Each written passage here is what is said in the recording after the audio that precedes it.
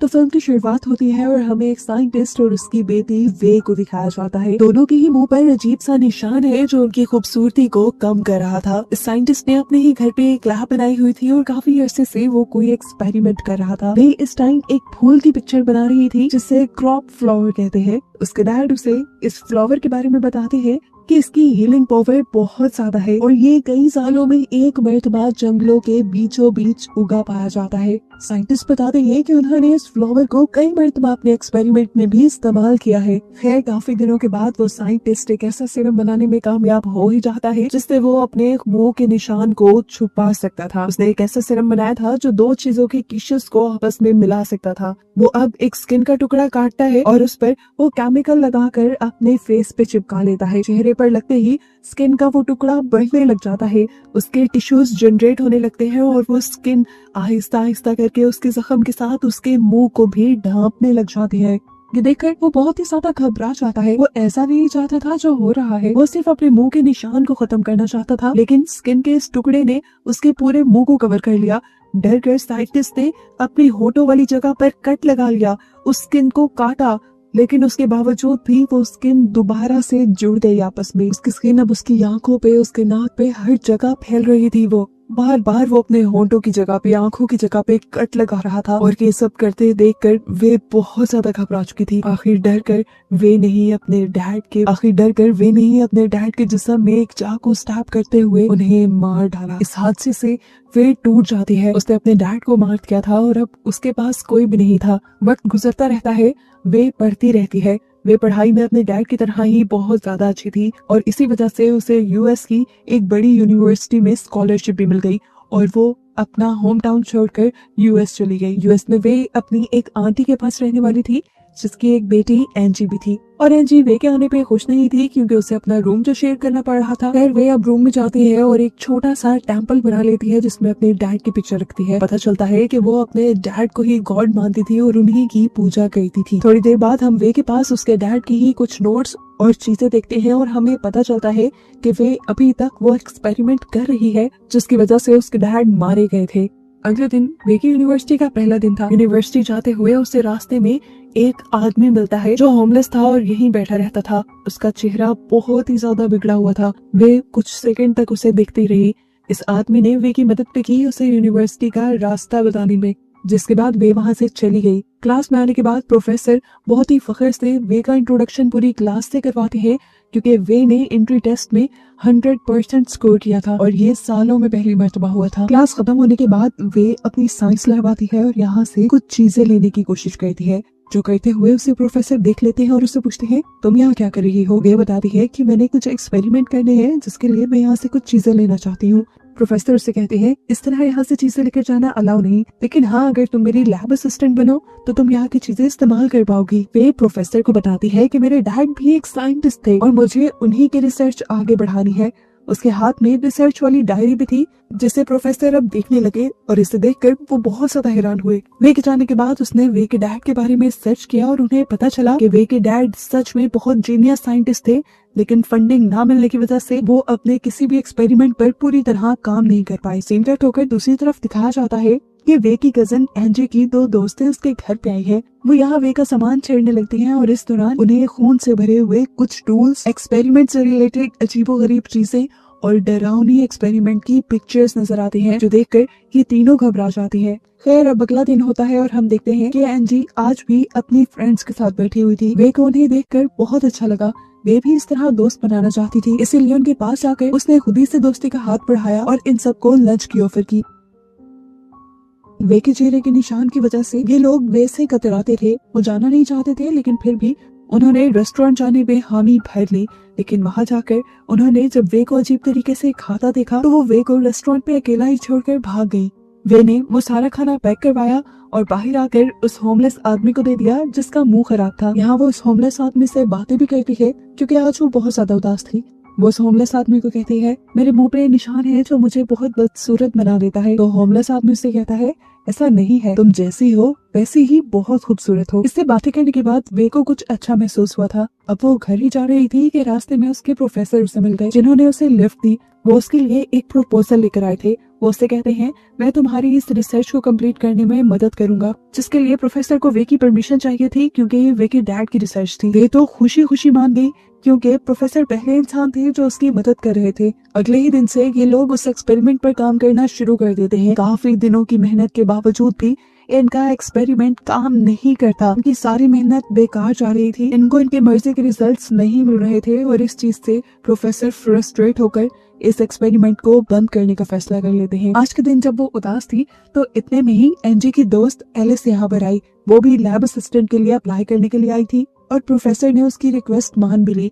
घर जाते हुए वो एनजी के साथ ही जाती है और रास्ते में वो एनजी से पिछले दिनों के लिए माफी मांगकर उससे दोस्ती भी कर लेती है। इस टाइम एलिस के पास एक पोस्टर था जिसमें उसी फ्लावर की तस्वीर थी जो फ्लावर उसके डैड एक्सपेरिमेंट में यूज किया करते थे। ये देखते ही वे के दिमाग में बहुत सी खिचड़ी पकने लगी। उसे पता चला कि ये फ्लावर पास की एक एग्जीबिशन में लगाया गया है। ये पढ़कर उसे अपने डैड की बात याद आई कि उनके एक्सपेरिमेंट के लिए उस फ्लावर का होना बहुत जरूरी था। इसलिए उसने फैसला कर लिया कि वो इस फ्लावर को हासिल करके रहेगी। रात होने पर वो चुपके से उस करीबी फार्म हाउस में जाती है और एग्जीबिशन से उस फ्लावर को चुरा लाती है। फ्लावर को चुरा कर वो ले आती है साइंस लैब में और वहाँ पर अपना एक्सपेरिमेंट करना शुरू कर देती है। साइंस लैब में प्रोफेसर और एलिस पहले से ही छुपे हुए थे, जिन्हें वे ने अपने एक्सपेरिमेंट के जोश में नोटिस से नहीं किया। उसने उस फ्लावर में से एक्सट्रैक्ट निकाला और उसे अपने एक्सपेरिमेंट के अंदर ऐड कर दिया, जिसके बाद उसने अपने पाँव की स्किन काटी और उसके 2 टुकड़े करके उस पे वो सीरम अप्लाई किया और हैरानकुन तौर पे उस सीरम ने आपस में स्किन के दोनों टुकड़ों को जोड़ भी दिया। अब जहाँ से उसने अपनी स्किन उतारी थी वो वहाँ पे ये ही सीरम लगाती है और अपना स्किन का ही टुकड़ा लगा देती है। देखते देखते स्किन दोबारा जनरेट हो जाती है, यानी वहाँ पर दोबारा स्किन बनने लग जाती है। प्रोफेसर खिड़की से हैरान होकर ये सब कुछ देखते रहते हैं। वो फौरन ही एलिस को यहाँ से भेज देते हैं और फिर वे के पास आते हैं और उससे पूछते हैं आखिर तुम क्या कर रही हो।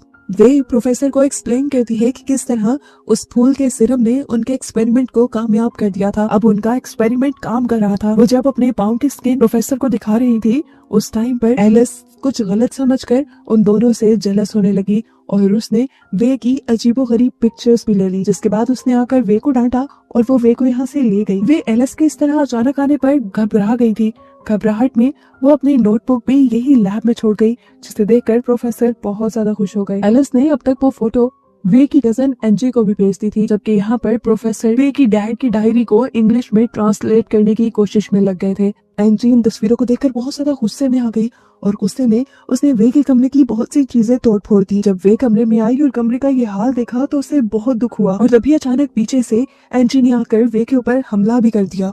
वे अपने आप को बचाने की कोशिश कर रही थी, लेकिन एनजी ने पूरा जोर वे को मारने पर लगाया हुआ था। ऐसे में वे पास पड़ा हुआ पेन उठाकर एनजी को अपने से दूर करने की कोशिश जब करते हैं तो वो पेन एनजी के गले में स्टैब हो जाता है, उसके गले में आर पार हो जाता है और वहीं पर एनजी की मौत हो जाती है। हालांकि वे का उसे मारने का कोई इरादा नहीं था, लेकिन फिर भी एनजी मर गई। घबराहट में वो एनजी की बॉडी को उठाकर वॉशरूम में छुपाने के लिए ले जाती है। अब वो इस बॉडी का क्या करती, उसके दिमाग में अजीबोगरीब ख्याल आने लगे। उसने एनजी की स्किन काटना शुरू कर दी। एनजी की मुंह की पूरी स्किन उतारने के बाद वो अपना बनाया हुआ सीरम अपने मुंह पे इंजेक्ट करती है और वो पूरी की पूरी स्किन अपने मुंह पे लगा लेती है। वे के फेस के टिश्यूज और एनजी की स्किन के टिश्यूज आपस में मिल जाते हैं और वे बिल्कुल एनजी जैसी दिखने लगती है। अभी तक एनजी की मॉम कहीं गई हुई थी, जैसे ही वो घर लौटी तो वे को ही एनजी समझकर उन्होंने गले लगा लिया और प्यार करने लगी। वे को ये अच्छा रास्ता लगा। उसने अब अपने आप को वे में बदला ही नहीं। सुबह होने पर उसने एनजी के ही कपड़े पहने और एनजी का हुलिया बनाकर वो एनजी की लाइफ एंजॉय करने लगी। जब यूनिवर्सिटी गई तो सबसे पहले उसे एनजी का बॉयफ्रेंड मिला। पहली मर्तबा कोई लड़का उसके इतने करीब आया था। वे को बहुत ही अच्छा एहसास हुआ। वो अब एनजी के फेस के साथ एनजी की लाइफ एंजॉय करने लगती है और इससे एहसास होता है कि वे के जिस्म में उसकी लाइफ बहुत ज्यादा बोरिंग थी। एनजी के अच्छे दोस्त भी थे, उसका बॉयफ्रेंड था, उसकी प्यार करने वाली मॉम थी। वो एनजी के बॉयफ्रेंड के साथ डेट पे भी चली जाती है, जहाँ पर जब ये दोनों एक दूसरे के करीब आ रहे थे तो तभी अचानक से वे के फेस से एनजी की स्किन उतरने लगी, ये देखकर वो लड़का बुरी तरह घबरा गया। इतना क्रीपी था ये सब। वो लड़का इस सब से डरकर वे से पीछे भागने लगा। पीछे होते हुए उसने एहसास ही नहीं किया कि पीछे स्लोप थी जिससे वो नीचे गिरकर खुद ही मर गया। वे डरते हुए अब घर आ जाती है और घर आकर अपने डैड की नोटबुक ढूंढने लगती है, क्योंकि उसे नोटबुक में इस पिन को हमेशा परमानेंट लगाने का राज हो सकता था। उसे अपने डैड की नोटबुक नहीं मिलती क्योंकि वो तो प्रोफेसर के पास थी, लेकिन इस टाइम उसके पास थोड़ा सा सिरम था जिसे वो निकाल कर दोबारा अपने स्किन में इंजेक्ट करके एंजी का फेस दोबारा ले लेती है। दूसरी तरफ प्रोफेसर को दिखाया जाता है जो अब उस फ्लावर की तलाश में निकले हैं जो फ्लावर उस एक्सपेरिमेंट को कामयाब बना सकता था। फूल को ढूंढते हुए इस टाइम प्रोफेसर को उनके ट्रांसलेटर की कॉल आती है जो असल में उस नोटबुक को इंग्लिश में ट्रांसलेट कर रहा था। वो बताता है कि ये एक्सपेरिमेंट बहुत ही ज्यादा खतरनाक है, इस एक्सपेरिमेंट को करना रिस्क में लेकर आ सकता है। वो साफ लफ्जों में प्रोफेसर को ये एक्सपेरिमेंट फौरन बंद करने को कह रहा था, लेकिन प्रोफेसर उसकी एक नहीं सुनती। अब वे यूनिवर्सिटी में आती है अपनी डैड की बुक लेने के लिए। लैब में तो उसे कहीं अपने डैड की बुक नहीं मिलती क्योंकि वो प्रोफेसर ने अपने ट्रांसलेटर को दे दी थी, इसलिए वो प्रोफेसर को कॉल करती है। तो प्रोफेसर उसे बताते हैं हाँ वो बुक मेरे पास है, लेकिन अब वो तुम्हें नहीं मिलेगी क्योंकि वो एक्सपेरिमेंट अब मैं अपने नाम से पब्लिश करूंगा। ये सुनकर वे को बहुत ज्यादा गुस्सा आया, लेकिन वो कुछ कर नहीं सकती थी, इसलिए चुपचाप वहाँ से चली गई। यूनिवर्सिटी से बाहर निकलते ही उसे ईव नजर आ जाती है। उसे पता चलता है कि ईव का भी प्रोफेसर के साथ अफेयर चल रहा था। अब प्रोफेसर का गुस्सा उसने ईव पे ही निकालने का सोचा। एनजी बनकर उसने ईव को घर पे इनवाइट किया और ईव आ भी गई। उसके आते ही वे ने उस पर गुस्से में हमला कर दिया। ईव भी परेशान हो गई और अपने आप को बचाने के लिए छुपते हुए गार्डन में पहुंच गई, लेकिन वे ने उसे यहाँ भी पकड़ लिया और एक ड्रिल मशीन से उसके ऊपर हमला करते हुए उसे मार डाला। ईव को मारने के बाद वो ईव की स्किन भी उतार लेती है और अपने मुंह पे लगा लेती है। अब वो बिल्कुल ईव की तरह दिखने लगी थी। उसने अपने बालों को भी ईव जैसा कर लिया और कपड़े शपड़े भी ईव के पहनकर बिल्कुल ईव जैसी बनने लगी। उसके फोन को देखते हुए उसने ईव का स्टाइल भी कॉपी किया ताकि कोई भी उसे पहचान ना पाए। इस सब के दौरान हम देखते हैं कि नेबर्स का डॉग ये सब देखकर बहुत ज्यादा भौंक रहा था, इसीलिए नेबर्स ने पुलिस में कॉल कर दी। लेकिन पुलिस वाले जब घर आए तो उन्होंने ईव को टॉवल में देखा और उसे कुछ भी कहे बगैर चले गए। सुबह होने पर जब वो ईव की शक्ल में यूनिवर्सिटी जाती है तो उसे बहुत अच्छा लगता है क्योंकि ईव एक बहुत ही पॉपुलर स्टूडेंट थी। उसे देखकर सब खुश हो जाते हैं। अब ईव की शक्ल में वो प्रोफेसर के घर जाती है। वो जानती थी कि यहाँ से उसे अपने डैड की नोटबुक मिल जाएगी। प्रोफेसर भी ये नहीं जानते थे कि ईव की शक्ल में वो वे है, इसलिए प्रोफेसर उसे घर में एंट्री दे देते हैं। वे पूरे घर में अपने डैड की नोटबुक ढूंढती है, लेकिन उसे कहीं नहीं मिलती। उससे में वो वापस आ गई। रात होने पर उसने जो दोनों मर्डर किए थे सबसे पहले उनको छुपाया। एंजी और वे की बॉडी को उसने पूल में डाल दिया और फिर एंजी और ईव के मोबाइल चेक करने लगी, जहाँ पर उसे अपनी और प्रोफेसर की वो पिक्चर मिल गई जिसके जरिए एलिस उसे बदनाम करना चाह रही थी।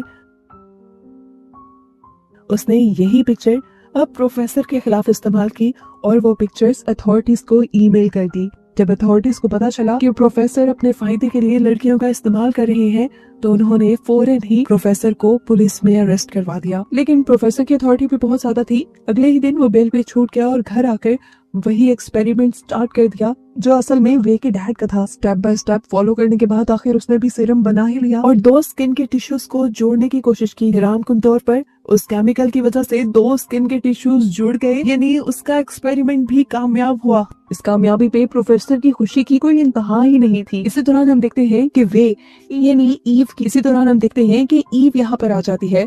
असल में ईव की शक्ल में वे यहाँ आ जाते हैं, जिसे देखकर प्रोफेसर और भी ज्यादा एक्साइटेड हो जाते हैं और उसे अपने लिविंग रूम में बिठाकर अपने लिए कुछ खाने पीने को लेने चले जाते हैं। अब वे को तो यहाँ पे अपनी नोटबुक चाहिए थी। उसके जाते ही वो अपनी नोटबुक ढूंढने लग गई और उसे कैबिन में वो सीरम मिल गया जो अभी अभी प्रोफेसर ने बनाया था। सीरम के लेते ही वो यहाँ रुकी नहीं बल्कि भाग गई। उसके भागने पर प्रोफेसर को थोड़ा शक हुआ और उसने जब अपना कैबिन खोल के देखा तो वहाँ पे उसका बनाया सीरम नहीं था। रात में अब वे अपने असली चेहरे के साथ अपने घर पे थी। तभी एलिस उसके पास आती है और उसे बताती है कि उनकी दोनों दोस्तें अजीब तरीके से गायब हो गई है। वो काफी दुखी थी इस चीज को लेकर। वे ने उसे गले लगाया और उसे सहारा दिया। एलिस को अब पानी पीना था, इसलिए जब उसने फ्रिज खोला तो अंदर क्या देखा कि उसकी दोनों दोस्तों के कटे हुए जिस्म के हिस्से फ्रिज में फ्रीज किए गए थे। ये देखकर वो बुरी तरह घबरा गई और चीखने लगी। इससे पहले कि कोई उसकी चीखें सुन लेता या वो जाकर किसी को बता देती, वे क्लिन ट्रैप से उसका भी मुंह ढांप कर उसका दम घोट के उसका भी मर्डर कर देती है। अभी उसने इस मर्डर को छुपाया नहीं था कि उसके घर की डोर बेल बज गई। बाहर प्रोफेसर आए थे जो लॉक खुला देखकर फिर घर के अंदर आ गए। अंदर वही अजीब अंदाज में बैठी हुई थी। प्रोफेसर को देखते ही कहके लगाकर हंसने लगी। उसकी हालत देखकर प्रोफेसर को भी अजीब लग रहा था, लेकिन यहाँ वो जब प्रोफेसर को कांग्रेचुलेट करती है उनके एक्सपेरिमेंट के कामयाब होने पर, तो प्रोफेसर भी खुश हो जाती है। लेकिन फिर वे गुस्से में कहती है ये तुम्हारा नहीं मेरे डैड का एक्सपेरिमेंट था। प्रोफेसर अब वे की बातों को इग्नोर करते हुए फ्रिज की तरफ बढ़ते हैं अपने सीरम को लेने के लिए, और जैसे ही फ्रिज खोलते हैं तो वहां मरी हुई लाशें देखकर उनका भी दम निकल जाता है। अब उस आदमी को कंट्रोल करना काफी मुश्किल था, लेकिन मैंने यहाँ पे भी चालाकी दिखाई और एक बेहोश करने वाला इंजेक्शन प्रोफेसर के गले में स्टॉप करते हुए उसे बेहोश कर दिया। कुछ देर बाद जैसे ही प्रोफेसर को होश आया तो उन्होंने देखा कि वे ने उसकी पूरी बॉडी की स्किन उतार दी थी। ये देखकर वो जोर जोर से चिल्लाने लगे। अब वे वो सीरम भर कर प्रोफेसर को लगा रही थी और उसके बाद एक स्किन का टुकड़ा वो प्रोफेसर के जिस्म पे लगा देती है। ये स्किन खुद ब खुद बढ़ने लग जाती है जैसे वो मूवी के स्टार्ट में किम के डैड साइंटिस्ट के मुंह पे बढ़ने लगी थी। वे ने इस टाइम प्रोफेसर के मुंह में एक स्ट्रॉ रख दिया था। स्ट्रॉ के अलावा वो स्किन हर जगह फैलने लग गई। स्किन की वजह से प्रोफेसर का दम घुटने लगा और कुछ ही देर में वो मारे गए। मरने से पहले उसने जो चीखें मारी थी वो नेबर ने सुन ली थी, इसलिए नेबर ने दोबारा पुलिस में इन्फॉर्म कर दिया। पुलिस को आता देखते ही वे घबरा गई और घर से निकलकर भाग गई, क्योंकि वो जानती थी कि अब वो पकड़ी जाएगी। पुलिस ने भी उसे भागते हुए देख लिया और उसे पकड़ने के लिए उसके पीछे भागी। भागते हुए वो होमलेस आदमी के पास पहुंचती है और उससे मदद मांगती है। वो होमलेस आदमी पहले ही वे को अच्छा समझता था, क्योंकि वे ने हमेशा उसके साथ अच्छा रवैया रखा था। वो होमलेस आदमी वे के कहने पर उसे अपनी चादर में छुपा लेता है और पुलिस उसे ढूंढ नहीं पाती। वे के एकदम से बैठने पर यहाँ वे के पास जो सीरम था वो अचानक से टूट गया था। उस सीरम के टूटने की वजह से उस होमलेस आदमी और वे की बॉडी के टिश्यूज एक साथ मर्ज होने लग जाते हैं। उनकी बॉडी भी एक दूसरे में फ्यूज होने लग जाती है और वो दोनों एक अजीब से मॉन्स्टर में बदल जाते हैं। वे अब कुछ भी नहीं कर सकती थी। वो मॉन्स्टर बनी वहीं बैठी हुई थी। तभी उसे अपनी आंटी दिखी जो अपनी बेटी एंजी को ढूंढते हुए वहां तक आई थी। वो अपनी आंटी को एंजी के बारे में भी नहीं बता पाई और यही दिखाते हुए ये कहानी यहाँ खत्म हो गई।